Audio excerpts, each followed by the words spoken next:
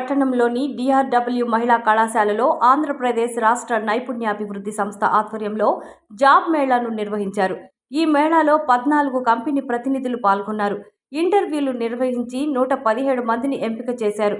ఈ కార్యక్రమానికి ముఖ్య అతిథిగా ఎమ్మెల్యే పాసం సునీల్ కుమార్ హాజరయ్యారు. ఎంపికైన వారికి నియామక పత్రాలు అందజేశారు. ఎమ్మెల్యే సునీల్ కుమార్ మాట్లాడుతూ, కూటమి ప్రభుత్వం వచ్చిన తర్వాత జాబ్ మేళాలు నిర్వహించి అనేక మందికి ఉద్యోగ అవకాశాలు కల్పించడం జరిగిందని, అయితే చాలా మంది ఉద్యోగాలు వచ్చిన తర్వాత కొద్ది రోజులకే మానేస్తున్నారని తెలిపారు. గత వైసీపీ ప్రభుత్వంలో ఒక్క జాబ్ మేళా కూడా నిర్వహించలేదని, భారతదేశంలోనే అతిపెద్ద గూగుల్ డేటా సెంటర్ వైజాగ్లో ఏర్పాటు చేస్తున్నారని, నిరుద్యోగులందరికీ ఉద్యోగ అవకాశాలు కల్పించడమే లక్ష్యంగా కూటమి ప్రభుత్వం పనిచేస్తుందని వెల్లడించారు. టీడీపీ నాయకులు నానాజీ మాట్లాడుతూ, గూడూరు నియోజకవర్గంలో అనేక నూతన పరిశ్రమలు వస్తున్నాయని, నిరుద్యోగులు స్కిల్స్ను పెంపొందించుకొని ఉద్యోగాలను పొందాలని, అలాగే కంపెనీ ప్రతినిధులు సిఎస్ఆర్ నిధులతో అనేక అభివృద్ధి కార్యక్రమాలు చేయాలని కోరారు. ఈ కార్యక్రమంలో తహసీల్దార్ ప్రసాద్, నాయకులు తానంగి నానాజీ, బిల్లు చెంచురామయ్య, రహీం, శ్రీనివాసులు, అబ్దుల్ ఖయ్యూం, శివకుమార్ రెడ్డి, విద్యాసాగర్, హనుమంతరావు తదితరులు పాల్గొన్నారు. వివిధ కంపెనీల్లో ఉద్యోగాలు ఇచ్చినందుకు నిజంగా నేను గర్వపడుతున్నా అని చెప్పి నేను తెలియజేస్తున్నా. అలాగే ఈరోజు దాదాపు 15 కంపెనీలు ఇక్కడికి వచ్చాయి.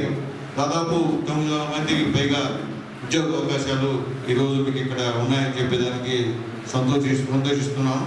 అలాగే 10th నుంచి డిగ్రీ పాస్ అయిన వాళ్ళ వరకు, అలాగే బీటెక్, ఎంబీఏ వాళ్ళందరూ కూడా ఇక్కడ మీకు సంబంధించిన చదువు సంబంధించిన ఉద్యోగాలు ఇక్కడ ఇచ్చేటువంటి కార్యక్రమం. అలాగే జీతం 12,000 నుంచి 25,000 లోపు ఉంటుందని చెప్పి కూడా మరొకసారి స్పష్టం చేస్తాం.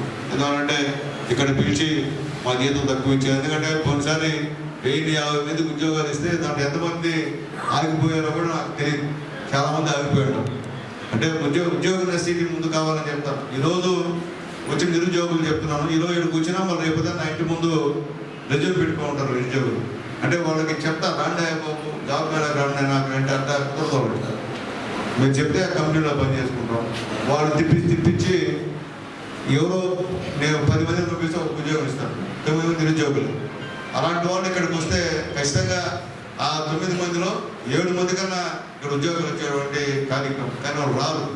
ఎందువల్లంటే అది అలవాటు మానుకోవాలని చెప్పి నిరుద్యోగులందరూ కూడా రిక్వెస్ట్ చేసి నేను తెలియజేస్తున్నా.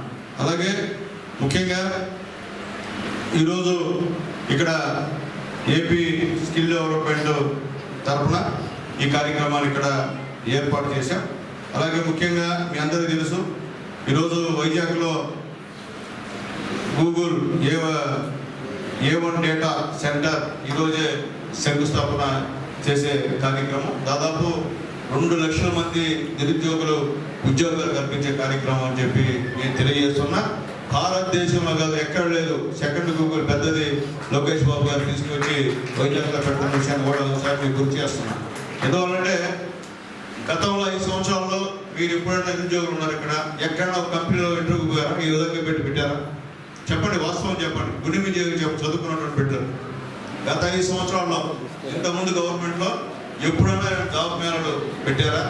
ఎక్కడ పెట్టడం అవసరం లేదు జాబ్ మేళాలు. ఎందుకంటే మా నాయకుడు యోగాలంలో లోకేష్ బాబు గారు మేము గెలిస్తే 20 లక్షల ఉద్యోగాలు యువతకి ఇస్తానని చెప్పాడు.